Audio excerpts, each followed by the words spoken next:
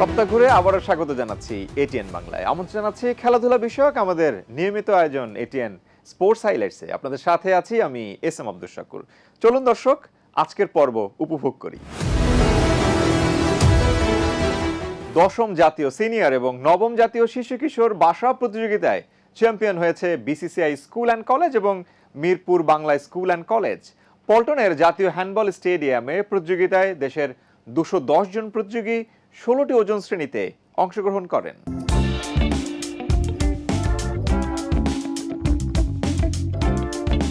বাংলাদেশের শারীরিক আত্মরক্ষামূলক পদ্ধতি হলো বাসাপ।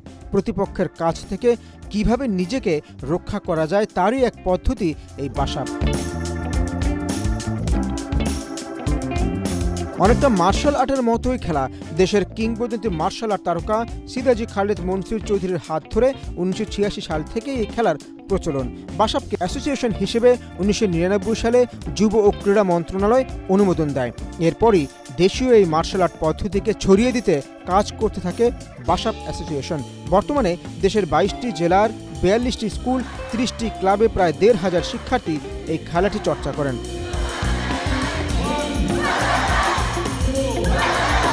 বাসাপ এমন একটি আত্মরক্ষামূলক পদ্ধতি যা শিশু কিশোরদের শারীরিক ও মানসিক বিকাশে সাহায্য করে।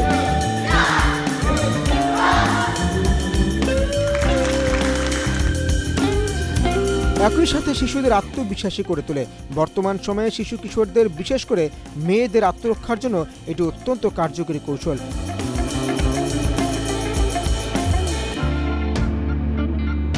শুধু দেশেই নয়, আন্তর্জাতিক অঙ্গনেও এই খেলাটির চর্চা হয়ে আসছে। 1999 সালে ভারতে অনুষ্ঠিত সাউথ এশিয়ান বাসাপ চ্যাম্পিয়নশিপে 60টি দেশের মধ্যে বাংলাদেশ দ্বিতীয় স্থান অর্জন করে।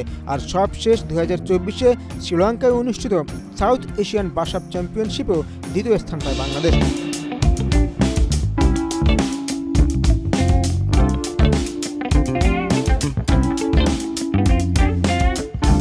বাসাপ খেলাটিকে দেশের সর্বত্র ছড়িয়ে দিতে কাজ করছে অ্যাসোসিয়েশন। সারা বছরই প্রশিক্ষণের পাশাপাশি আয়োজিত হচ্ছে নানান টুর্নামেন্ট। এরই ধারাবাহিকতায় 31 অক্টোবর থেকে 2 নভেম্বর পর্যন্ত পল্টনের জাতীয় হ্যান্ডবল স্টেডিয়ামে অনুষ্ঠিত হয় 10ম জাতীয় সিনিয়র এবং জাতীয় শিশু কিশোর বাসাপ প্রতিযোগিতা। ফাইনাল খেলা উপভোগ করতে এসে জাতীয় ক্রীড়া পরিষদের পরিচালক আমিনুল ইহসান বলেন, এই খেলাটির চর্চা শিশু কিশোরদের শারীরিক ও মানসিক বিকাশে সহায়তা করবে। সারা পৃথিবীতে সকল শিশুর কিন্তু পরিবেশ প্রতিবেশ একরকম নয়। এটা আমাদের নিজস্ব একটা স্টাইল। যেহেতু আমি বিশ্বাস করি যে আমাদের বাচ্চাদের প্রতিরক্ষার জন্য এটা অনেক বেশি কার্যকরী ভূমিকা রাখবে। এজন্যে বাসাপকে আমাদের জাতীয় ক্রীড়া পরিষদের পক্ষ থেকেও প্রণোদনা দেওয়া হয় এবং তাকে উৎসাহিত করা হয়। বাংলাদেশে বাসাপের প্রতিষ্ঠাতা ও বর্তমানে অ্যাসোসিয়েশনের সহ সভাপতি খালেদ মনসুর চৌধুরী জানান বাসাপের সম্ভাবনার কথা। বাসাপ বাংলাদেশি মার্শাল আর্ট স্টাইল, এটা সরকারিভাবে স্বীকৃত হয়। 210 জন প্রতিযোগী এখানে অংশগ্রহণ করে। বিভিন্ন জেলা এবং বিভাগ থেকে এসেছে, অনুমোদিত ক্লাব থেকে এসেছে। তবে আমরা আশানুরূপভাবে অত্যন্ত খুশি এবং আনন্দিত এতগুলো বাচ্চার একসাথে সমাহার থেকে।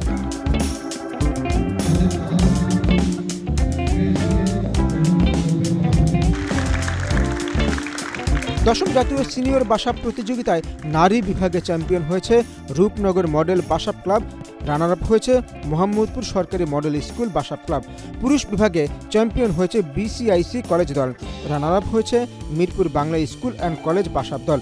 এবারের প্রতিযোগিতায় 22 দলের মোট 210 জন খেলোয়াড় 29টি ইভেন্টে নামে। পুরস্কার বিতরণের মধ্য দিয়ে শেষ হয় 3 দিনের জাতীয় বাসাপ প্রতিযোগিতা।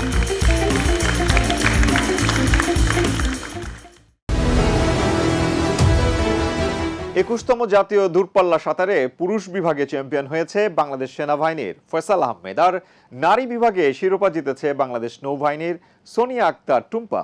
বাংলাদেশ সুইমিং ফেডারেশনের ব্যবস্থাপনা এবং বাংলাদেশ নৌবাহিনীর পৃষ্ঠপোষকতায় এই সাঁতার প্রতিযোগিতা আয়োজন করা হয়। 21তম জাতীয় দূরপাল্লা সাঁতার মুন্সিগঞ্জ জেলার ধলেশ্বরী নদীতে অনুষ্ঠিত হল। প্রতিযোগিতার পুরুষ বিভাগে 23 জন এবং মহিলা বিভাগে 12 জন সাঁতারু অংশ নেন। সকাল 9টায় পুরুষ সাঁতারুদের নারায়ণগঞ্জ জেলার শীতলক্ষ্যা নদী সংলগ্ন রক্তাবলী বাজার হতে শুরু হয়ে প্রায় 10 কিলোমিটার দূরত্ব অতিক্রম করে ধলেশ্বরী নদী সংলগ্ন মুন্সীগঞ্জ লঞ্চ ঘাটে এসে শেষ হয়। পুরুষ বিভাগে প্রথম হন বাংলাদেশ সেনাবাহিনীর ফয়সাল আহমেদ, দ্বিতীয় হন বাংলাদেশ নৌবাহিনীর পলাশ চৌধুরী, তৃতীয় স্থান লাভ করেন বাংলাদেশ সেনাবাহিনীর নুরুল ইসলাম। এদিকে নারীদের সাঁতার শীতলক্ষ্যা নদী সংলগ্ন সিপাহীপাড়া শুরু হয়ে প্রায় 7 কিলোমিটার দূরত্ব অতিক্রম করে ধলেশ্বরী নদী পাড়ের মুন্সীগঞ্জ লঞ্চ ঘাটে এসে শেষ হয়। নারী বিভাগে প্রথম স্থান অধিকার করেন বাংলাদেশ নৌবাহিনীর সোনিয়া আক্তার টুম্পা, দ্বিতীয় ও তৃতীয় হন একই দলের মুক্তি খাতুন ও রূপা খাতুন। পুরস্কার বিতরণী অনুষ্ঠানে বাংলাদেশ সাঁতার ফেডারেশনের সভাপতি ও নৌবাহিনী প্রধান অ্যাডমিরাল এম নাজমুল হাসান বলেন, সাঁতারে ভালো করার জন্য প্রতিভা অন্বেষণ করে তাদেরকে দীর্ঘমেয়াদী প্রশিক্ষণ দেওয়া হবে। আমি আজকে সবার সামনে ঘোষণা দিতে চাই, আমরা এখানে একটা স্পেশাল ট্রেনিং ক্যাম্প করব এবং এখান থেকে আমরা কিছু সাঁতারুকে বাছাই করে আমরা ন্যাশনাল ট্যালেন্ট হান্ট প্রোগ্রামের মধ্যে অন্তর্ভুক্ত করব। আমি আমার ফেডারেশনের সংশ্লিষ্ট কর্মকর্তাদেরকে অনুরোধ করব তারা যাতে একটা বিশেষ উদ্যোগ গ্রহণ করেন। এটা আমি মনে করি এটা শুধুমাত্র জেলা প্রশাসকের দাবি হওয়া উচিত না, এটা আমাদের সকলের মনের দাবি হওয়া উচিত। মুন্সীগঞ্জকে সাঁতার প্রশিক্ষণের ভেন্যু নির্বাচন করার জন্য নৌবাহিনী প্রধানকে ধন্যবাদ জানিয়ে জেলা প্রশাসক ফাতেমাতুল জান্নাত সাঁতারে মুন্সীগঞ্জের ঐতিহ্যের কথা তুলে ধরেন। ব্রজেন দাসের জন্ম মুন্সীগঞ্জে এবং বিভিন্ন সময়ে আমাদের বিভিন্ন প্রতিযোগিতায় আমাদের সাঁতারুরা তাদের দক্ষতার ছাপ রেখেছে। আমরাও খুব আনন্দিত এবং মুন্সীগঞ্জবাসী সকলে আনন্দিত। পুরুষ ও নারী বিভাগে প্রথম থেকে পঞ্চম স্থান অধিকারী প্রত্যেক সাঁতারুকে ক্রেস্ট, সার্টিফিকেট এবং অর্থ পুরস্কার তুলে দেওয়া হয়। ক্রীড়াবিদ ও সংগঠক বিমল ঘোষ বাংলাদেশ ভলিবল ফেডারেশনের সাধারণ সম্পাদক হিসেবে দায়িত্ব পালন করছেন। 1978 সাল থেকে 1992 সাল পর্যন্ত খেলেছেন লাল সবুজের জার্সিতে। ফেডারেশনের দায়িত্ব পাওয়ার পরেই ভলিবলের হারানো গৌরব ফিরে পেতে চেষ্টা করছেন তিনি।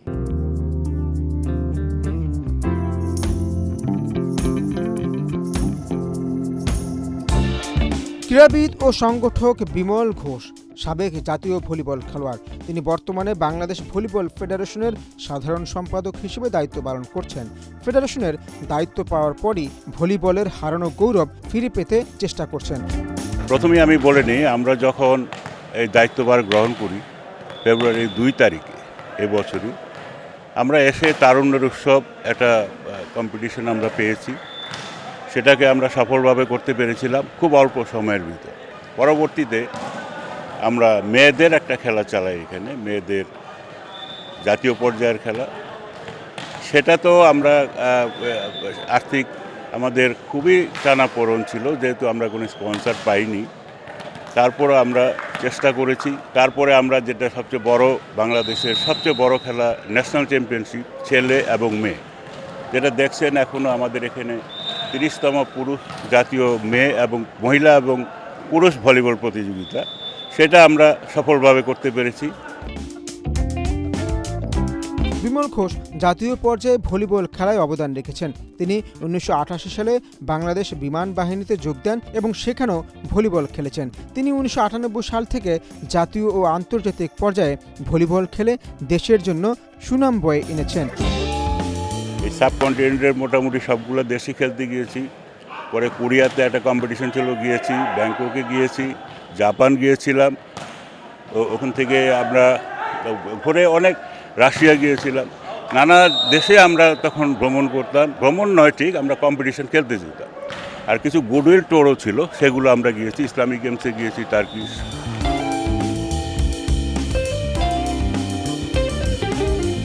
নতুন অ্যাডহক কমিটির সাধারণ সম্পাদক মনোনীত হয়েছেন জাতীয় দলের সাবেক খেলোয়াড় বিমল ঘোষ ভুলু। দেশের ভলিবলের উন্নতি, ঘরোয়া প্রতিযোগিতা বাড়ানো এবং জাতীয় দলকে প্রয়োজনীয় ট্রেনিং করিয়ে আন্তর্জাতিক অঙ্গন থেকে সাফল্য আনার পরিকল্পনা সহ নানা উদ্যোগ নিয়েছেন এই সংগঠক। সামনে আমরা এই অ্যাডহক কমিটি আমাদের দায়িত্বভার নেওয়ার পর থেকে আমরা নিরলসভাবে চেষ্টা করে যাচ্ছি বাংলাদেশের ভলিবলকে একটা জায়গায় নিয়ে যেতে, যেই জায়গায় একসময় ছিল যে ভলিবল টিকিট কেটেও খেলা দেখত, সেই জায়গা থেকে এখন দর্শক শূন্যই বলা চলে। আমরা আশা রাখবো, আমরা থাকি আর না থাকি, আমরা যেটা গাইডলাইন দিয়ে যাব ভলিবলের জন্য, পরবর্তীতে যারা আসবেন তারা যেন এটাকে অনুসরণ করে এই ভলিবলকে, অন্তত বাংলাদেশের এই গ্রামগঞ্জের খেলাটাকে জিয়ে রাখতে হবে। এবং শুধু এখন গ্রামগঞ্জের খেলা বললে হবে না, বিশ্বের 220টি দেশেরও বেশি এই ভলিবল খেলা খেলে।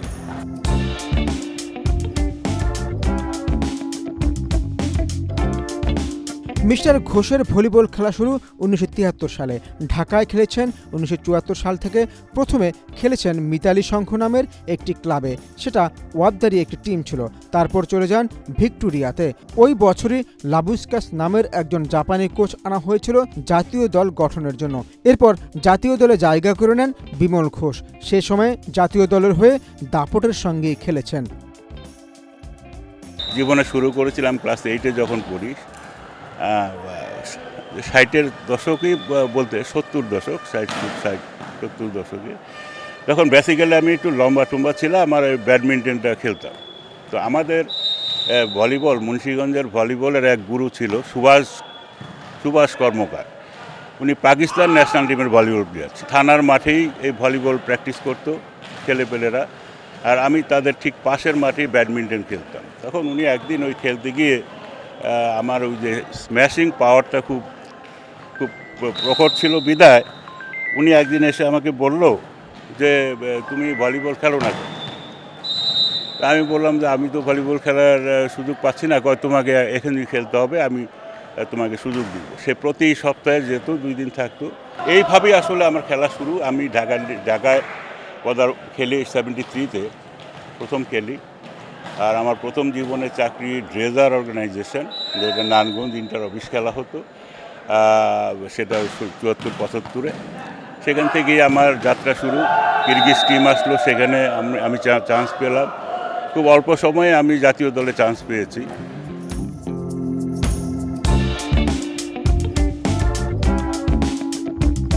1978 সালে প্রথম বাংলাদেশ গেমস হয়। তখন বিমল ঘোষ ঢাকা বিশ্ববিদ্যালয়ের শিক্ষার্থী। ওয়াবদায় চাকরি করতেন। ঢাকা বিশ্ববিদ্যালয় দলে খেলার জন্য চাকরি ছাড়তে হয়েছিল তাকে।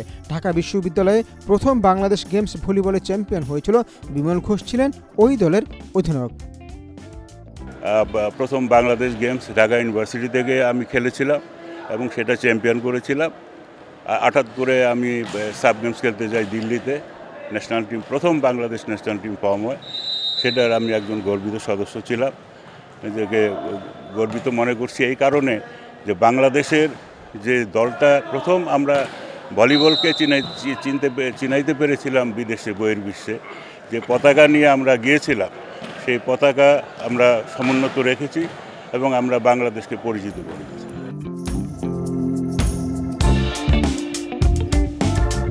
1978 সাল থেকে 1992 সাল পর্যন্ত খেলেছেন লাল সবুজ জার্সিতে।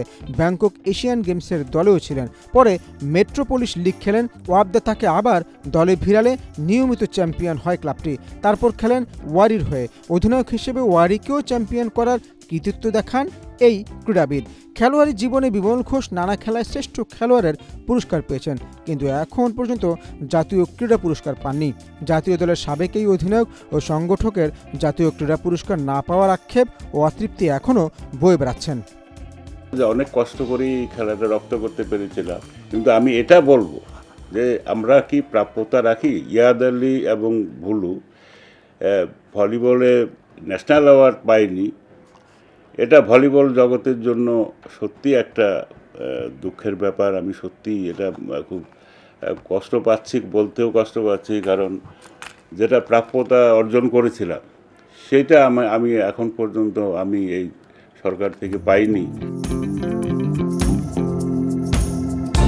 যথাযথ কর্তৃপক্ষ বিষয়টি বিবেচনায় নেবেন এবং বিমল ঘোষের আক্ষেপ খুঁজবে।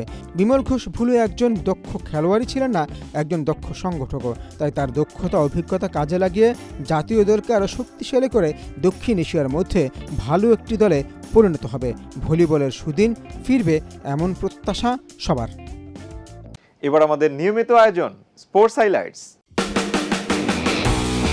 পাঁচ দল নিয়ে হবে বিপিএল এর আগামী আসর। বিপিএল গভর্নিং কাউন্সিলের সবার পর ফ্রাঞ্চাইজিগুলোর মালিকানাও চূড়ান্ত করেছে বিসিবি। বসুন্ধরা গ্রুপের নিয়ন্ত্রণাধীন টগি স্পোর্টস রংপুর রাইডার্সের মালিকানা পেয়েছে। ট্রাঙ্গল সার্ভিসকে দেওয়া হয়েছে চট্টগ্রাম ফ্রাঞ্চাইজি। এছাড়া Nabil group Rajshahi, cricket with Sami Sylhet ও চ্যাম্পিয়ন স্পোর্টস পেয়েছে ঢাকা ফ্রাঞ্চাইজির মালিকানা।